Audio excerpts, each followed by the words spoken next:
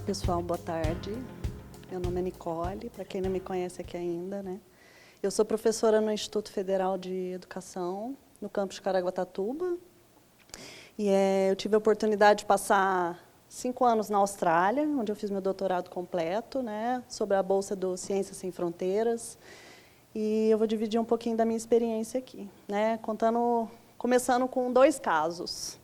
O primeiro caso é que foi muito falado aqui que a gente não pode ter vergonha, né? Que a gente tem que dar as caras, take risks, né? Esse foi um termo que a gente repetiu aqui continuamente. E nos primeiros meses na Austrália a gente passou muito mico, né? E um deles foi no supermercado, que eu fiz compra, passei toda a minha compra, né? E no final a atendente me disse assim: você gastou mais de $50, você tem direito a um refrigerante. E eu respondi calmamente: não, eu vou pagar no cartão de crédito. Então, isso fazia muita parte da nossa rotina, né? E o segundo caso foi que, nos primeiros meses na Austrália, eu fui convidada pelo meu orientador. Ele sempre me tratou como colega, não como estudante ou subordinada. Fui convidada para jantar. Eu e meu esposo, a gente foi para a Austrália, né, fomos nós dois, fomos para a Austrália juntos. E fomos jantar Isso foi logo nos meus primeiros meses de Austrália. Fui jantar, ele era um indiano, né? Mas um indiano de cabeça bem aberta, né? Jantamos, interagimos, e eu nervosa, querendo dar uma boa impressão, tomei um vinho para ficar relaxada. E fiquei tão relaxada, que eu vomitei na casa dele inteira.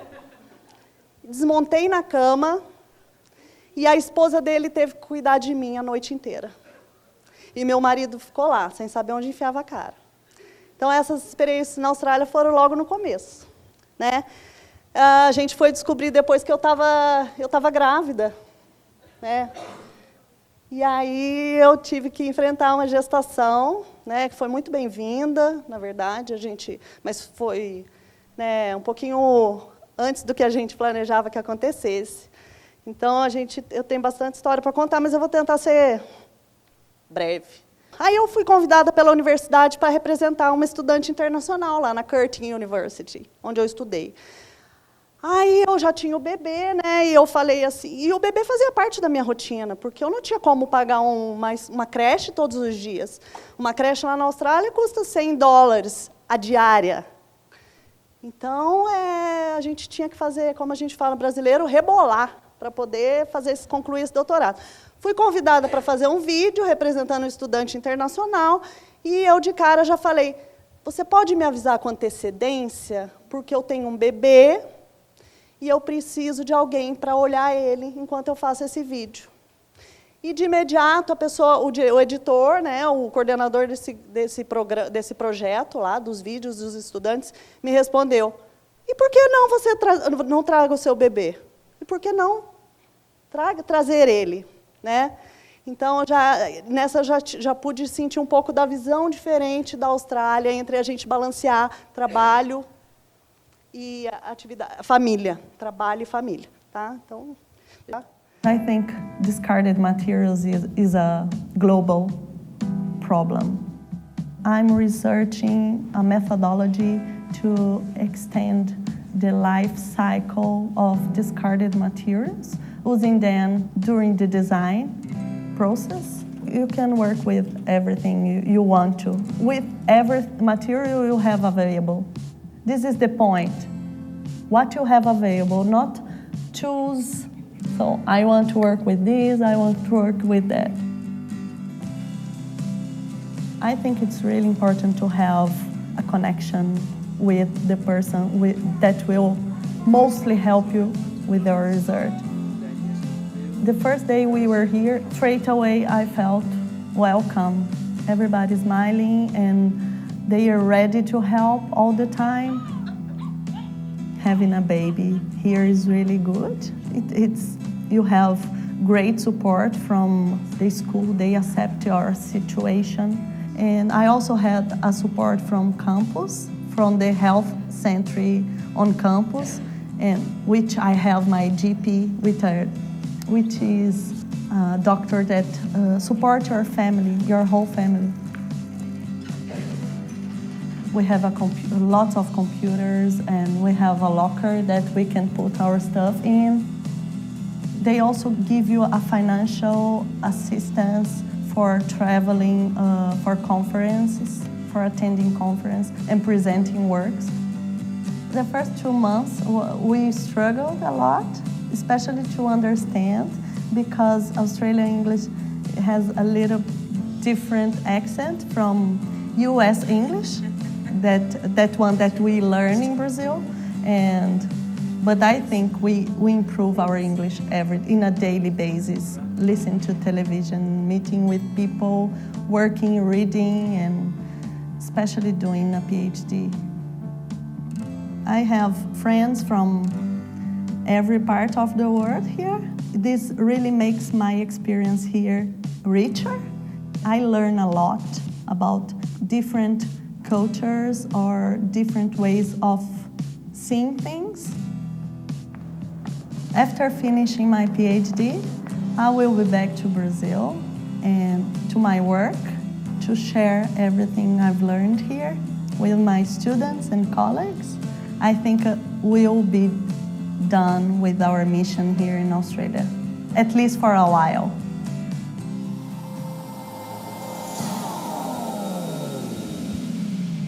O meu planejamento para fazer o doutorado foi de 1 ano e meio, né, que começou em busca de um orientador, né, que tivesse afinidade com o que eu queria pesquisar.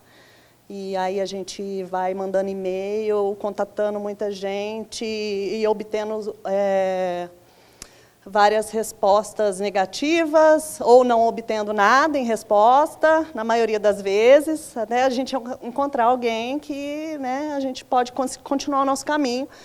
Depois que eu escolhi, né, o orientador, que eu escolhi, ou fui escolhida, ou tive sorte, não sei, eu fiz a inscrição na universidade, né, para obter a offer letter, né, a carta de oferta, que é o documento que eu precisava para dar início nas outras tratativas, né?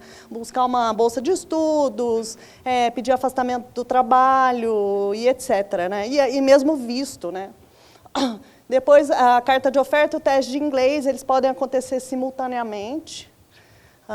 Normalmente, eu, no caso, fiz o IELTS Academic, né? E aí depois a gente que tem a matrícula, tem a confirmação da matrícula, que é um número ali, e aí a gente vai, aplica para o visto e vai viver um sonho. Tá? Então, família, né? Eu fui com meu esposo, eu e ele, só. E aí 5 anos depois, eu produzi uma tese e 2 crianças. Yes, I'm pretty sure. Um colega meu de trabalho aqui me disse, você fez filhos lá, hein? E eu disse, eu gostaria de ter tido 4, mas não tive tempo. Meu marido tinha permissão, como era pós-graduação, meu marido tinha permissão para trabalhar full time, ele poderia trabalhar as 40 horas, né? E a gente conseguiu, né, se organizar de forma que, embora a rotina fosse muito pesada, diariamente, eu nunca estudei no final de semana, tá? Eu tinha a prioridade da minha família, então eu era realmente muito focada naquilo que eu tinha que resolver naquele período de tempo que eu tinha.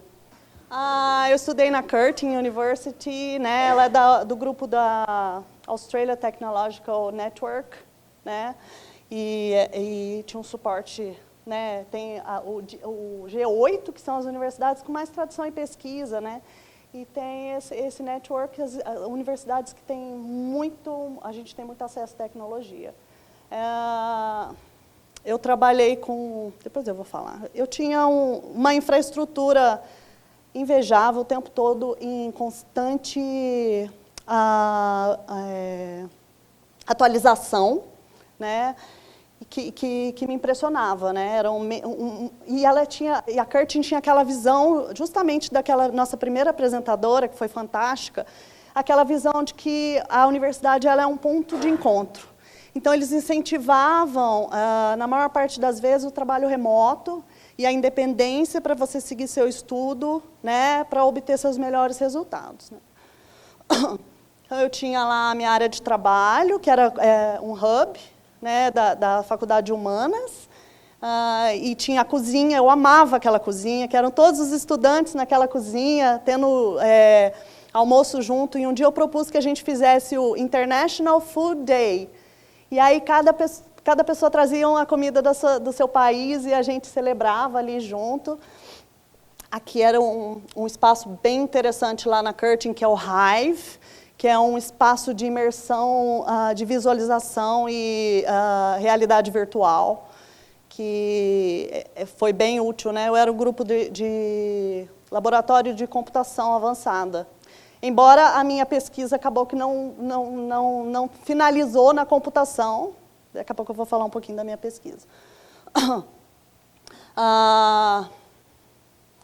Eu entrei no laboratório de computação, como eu falei, de design, né, gente? Eu sou arquiteta, eu trabalho no curso de engenharia civil e eu queria trabalhar com o processo de projeto, né? Eu gosto muito de automatizar as tarefas do dia a dia.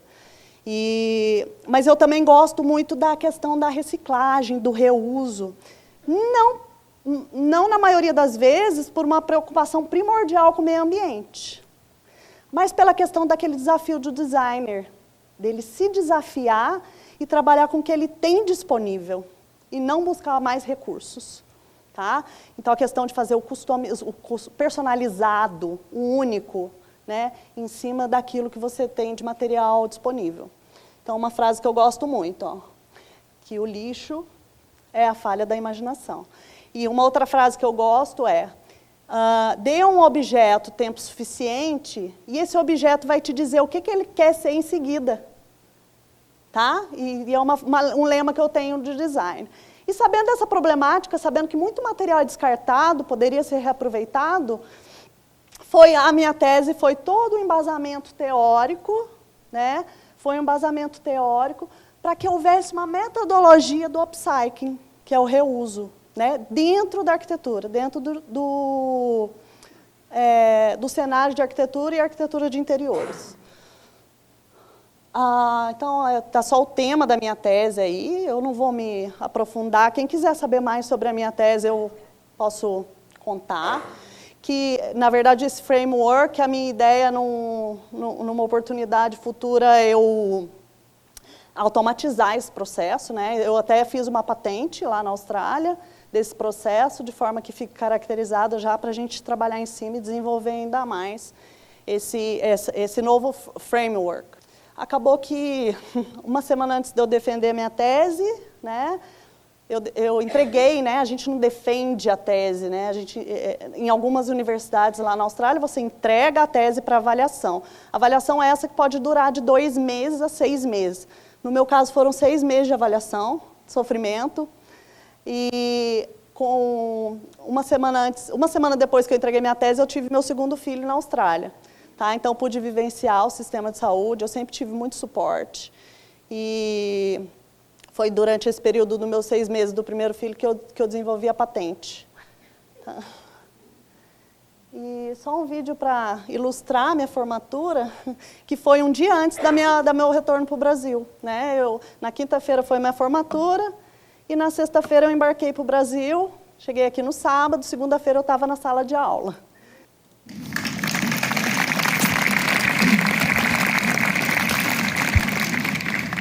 Chancellor, I present to you Dr. Nicole de Castro Pereira.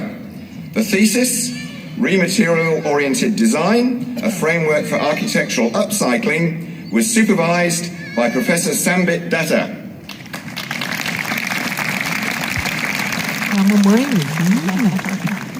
Chancellor, this concludes the presentation of doctoral degrees for this ceremony. Só para fechar, gente, eu entrei no avião com a sensação de que eu tinha vivido um sonho. Porque realmente eu tive 5 anos de surpresas boas na Austrália. Tá? Eu tenho muita história para contar de lá. E sobre essa formatura, enquanto eu ia em direção ao diploma, sabendo que no dia seguinte eu ia embarcar para o Brasil, eu pensava, o que eu vou fazer com esse diploma tão grande? Como é que eu vou levar para o Brasil? Eu só conseguia pensar nisso. Tá, gente? Obrigada. Estou à disposição se vocês quiserem saber mais.